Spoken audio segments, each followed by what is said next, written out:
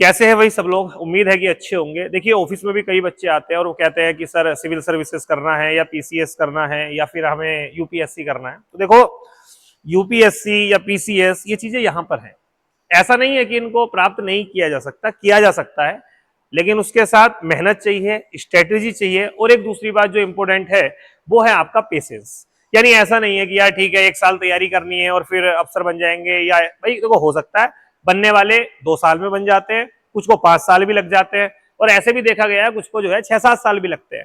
खैर मैंने अपने पढ़ाने के अनुभव से, पिछले 8-9 साल के अनुभव से ये जाना है कि अगर स्ट्रेटेजी के साथ पढ़ाई करी जाए, चीजें करी जाए, तो जहां तक मुझे लगता है कि सिलेक्शन जो है वो लिया जा सकता है और वो भी बहुत जल्द। अब देखिए उसी को लेके मैं आपको कुछ बातें समझाता हूं। आपने सुना होगा टॉपर के बारे में कि कोई टॉपर्स कहता है कि भाई आप पहले एनसीईआरटी करिए, ठीक है, फिर उसके बाद में आप जो एडवांस बुक हैं, स्पेशल बुक है, आप उनको करिए। यानी हर एक व्यक्ति सजेशन देता है कि आपको एनसीईआरटी करनी है। और एक्चुअली ये ठाकुर द्वारा क्षेत्र है, तो यहाँ पर क्या होता था, बच्चों से कहो भाई एनसीईआरटी, उनको लगता है यार एनसीईआरटी क्या पढ़ेंगे, वो क्लास 9, 10, 11, 12 की चीजों का क्या मतलब है, ये तो पीसीएस है, ये तो आईएएस है। तो मैं आपको एक बात ये बता दूं भाई, आप आईएएस या पीसीएस का जो मेंस का पैटर्न है, जो क्वेश्चंस का पैटर्न देखोगे आप, या जो भी आप चीजें देखोगे, आपको समझ में आएगा कि एनसीईआरटी उस स्टैंडर्ड से लिखी गई हैं, उनमें कॉन्सेप्ट को उस तरीके से दिया गया है जिस तरीके से सिविल सर्विसेज के एग्जाम में पूछा जाता है। तो बेसिक के तौर पर आपको अपनी तैयारी जो स्टार्ट करनी चाहिए वो करनी चाहिए आपको एनसीईआरटी से, ठीक है। अब एनसीईआरटी आपको पढ़नी कौन कौन सी है, मेन बात ये आती है। तो देखिए सामान्य तौर पर मैंने एक लिस्ट बनाई है जो आपके लिए एनसीईआरटी इंपोर्टेंट है। इसके अलावा आपको कोई एनसीईआरटी जो है वो नहीं देखनी है।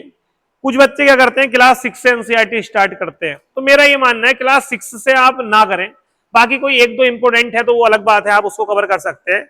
जो मेन एनसीईआरटी में जो डेप्थ है, जो गहराई है, वो है क्लास 9 से। पढ़ना चाहते हैं तो पढ़ सकते हैं 6 से भी, कोई ऐसी बात नहीं है। लेकिन दिक्कत यही आती है कि एक बच्चा जिसकी उम्र 18, 19, 20 साल की है, मैच्योर है, ग्रेजुएशन कर रहा है, वो क्लास 6 की जब किताब पढ़ेगा तो उसको थोड़ा सा हल्कापन फील होगा।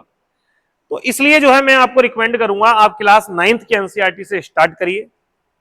क्लास 9th में 4 एनसीईआरटी है, क्लास 10th में भी 4 एनसीईआरटी आपको पढ़नी है। ये अलग अलग है, यानी एक में वर्ल्ड हिस्ट्री है, एक में हिस्ट्री है, इसी तरीके से एक पॉलिटी की है, एक इकोनॉमिक्स की है, इस तरीके से है। क्लास 10th में जो है फिर से 4 एनसीईआरटी है, ठीक है, थोड़ा लेवल ऊपर उठेगा। उसके बाद में क्लास 11 की जब हम बात करते हैं तो इसमें आपको लगभग 7 एनसीईआरटीयां पढ़नी पड़ेंगी, जिसमें ज्योग्राफी की 2 एनसीईआरटी है, जिसमें आपका एक इन्वायरमेंट वाला पार्ट है और एक आपका जो है वो भौतिक भूगोल वाला है। दूसरा वर्ल्ड हिस्ट्री, इसके अलावा भारत का संविधान और राजनीति सिद्धांत, भारतीय अर्थव्यवस्था का विकास और भारतीय कला का परिचय, यानी इसमें आर्ट एंड कल्चर वाला वो सब पोर्शन आपका कंप्लीट हो जाता है।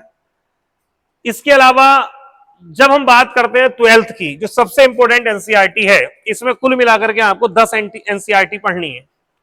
तो कितनी एनसीईआरटी हो गई? 10 वो, 7 ये, 17, 4 ये 21 और 4 ये 25। तो टोटल एनसीईआरटी की संख्या तो लगभग जो है वो आपकी 35 के आसपास है, बट जो आपको पढ़नी है वो 25 एनसीईआरटी आपको जो है लगभग कवर करनी है इस पेपर के लिए। एनसीईआरटी पढ़ने में क्या होगा मैं आपसे बता दूं, एनसीईआरटी अगर आपने कवर कर ली तो ऐसे मान लो 80% आपकी आईएएस पीसीएस की तैयारी हो गई है। उसके बाद में आप स्पेशल किताबों को स्टार्ट करिएगा, पहले नहीं बाद में करिएगा। बहुत बच्चे कहते हैं कि सर ये है वो है, कि एनसीईआरटी से क्या होगा। मैं आपसे पहले बता रहा हूं जैसा पैटर्न चेंज हो रहा है उस हिसाब से एनसीईआरटी बहुत ज्यादा इंपॉर्टेंट है। अब इसी के आधार पर जो अब हम नया बैच बना रहे हैं 2024-25 के लिए नालंदा आईएएस एकेडमी में ठाकुरद्वारा में, वो बैच हम 2 चरणों में स्टार्ट कर रहे हैं। पूरा सिलेबस 2 चरणों में खत्म कराएंगे। पहले कराएंगे बेसिक, तो बेसिक में जो चीजें हम कराएंगे वो कराएंगे एनसीईआरटी, ठीक है, बातों को पूरा समझिएगा, ठीक है। इसमें हम कराएंगे आपको एनसीईआरटी। अब एनसीईआरटी कैसे कराएंगे? क्लास 9, क्लास 10, क्लास 11, क्लास 12, जैसे कुल मिला के 25 एनसीईआरटी है। तो हम क्या करेंगे, जैसे मान लो हमने पॉलिटी स्टार्ट करी, तो पहले पॉलिटी की क्लास 9 की एनसीईआरटी, फिर 10 की एनसीईआरटी, फिर 11 में जो एनसीईआरटीयां हैं वो, फिर 12 में जो एनसीईआरटीयां हैं वो, ऐसे करके जब आप महीने भर सब एनसीईआरटी पॉलिटी की पढ़ोगे तो पॉलिटी का बेसिक क्लियर हो गया अपने आप ही। सेम ऐसे ही हिस्ट्री का कॉन्सेप्ट चलेगा। तो ऐसे करके इसमें जीएस के सब सब्जेक्ट कंप्लीट कराए जाएंगे। कौन कौन से? जैसे जियोग्राफी हो गया, जैसे पॉलिटी हो गया, जैसे इकोनॉमिक्स हो गया, ठीक है, इसी प्रकार से जैसे हिस्ट्री हो गया, ये सब कवर कराए जाएंगे। साइंस नहीं, साइंस इसमें हम उस लेवल से कवर नहीं करेंगे क्योंकि साइंस का लिमिटेड पार्ट होता है और ज्यादातर पार्ट आता है टैक वाला, तो वो टैक वाला हम एडवांस में पढ़ेंगे। जब आपकी इतनी तैयारी हो जाएगी तो आप ये मानो एनसीईआरटी पढ़ के अब आपकी 70% तैयारी लगभग हो गई है। फिर दूसरे चरण पे हम पहुंचेंगे। इस चरण को कंप्लीट करने में लगभग 4 से 5 महीने हमें लग जाएंगे और फिर हम आएंगे इसमें हम क्या स्टार्ट करेंगे, अब पॉलिटी के स्टैंडर्ड बुक हम कंप्लीट करेंगे धीरे धीरे साथ में। जैसे पॉलिटी के लिए लक्ष्मीकांत आपको पता ही होगा, ऐसी आधुनिक भारत की स्पेक्ट्रम हो गई, कला एवं संस्कृति की नितिन सिंघानिया हो गई, इस तरीके से विज्ञान एवं प्रौद्योगिकी है, भूगोल है।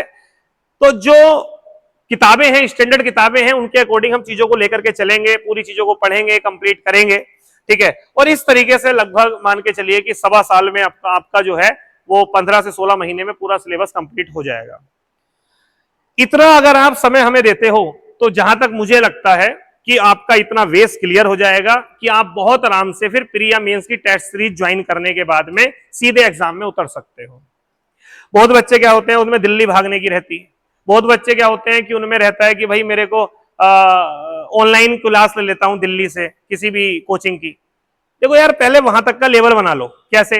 अभी आप इंटर के बाद में तैयारी शुरू करने की सोच रहे हो और सीधा आप 1.5 लाख रुपए का कोर्स खरीद के पढ़ोगे, समझ में आएगा क्या? खुद बताओ कॉमन सेंस से। नहीं आएगा। पहले बेस स्ट्रॉन्ग करो, वो हम एनसीईआरटी से कराएंगे, उसके बाद में हम ये। तो ये जो बैच है ये स्टार्ट हो रहा है आपका। पहले इसकी डेट हमने 15 तारीख रखी थी, लेकिन अब 15 नहीं, अब इस बैच की हमने तारीख रख दी है 21 तारीख, यानी 21 अक्टूबर 2024 से ये बैच स्टार्ट हो रहा है आपका। बैच की टाइमिंग है 10 से लेकर के 12, क्योंकि सर्दियां आ गई हैं तो 2 घंटे बैच चलेगा। आगे हो सकता है कि हमें ज्यादा समय लेना पड़े, फिलहाल 2 घंटे बैच है, आगे जरूरत पड़ेगी 3 घंटे भी हम इस बैच को करेंगे। फिलहाल यह 2 घंटे का बैच है और 21 अक्टूबर से स्टार्ट हो रहा है। पहले एनसीईआरटी कवर कराई जाएंगी, उसके बाद में फिर एडवांस कवर कराया जाएगा। मेरी बात अगर समझ में आ गई हो तो अच्छी बात है।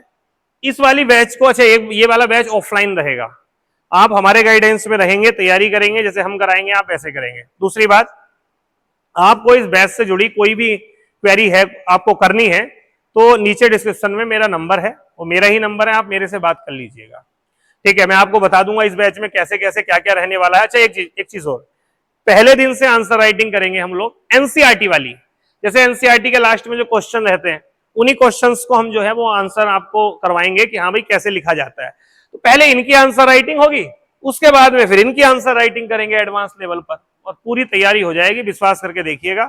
तो मिलते हैं फिर इस वाले बैच में। जो भी लोग हैं तैयारी करने वाले वो अपना प्लान बना लीजिए, आसपास के क्षेत्रों से जो भी हैं ठाकुरद्वारा में आप आ जाइए और इस बैच को आप ज्वाइन कर सकते हैं, ठीक है। Okay, bye bye.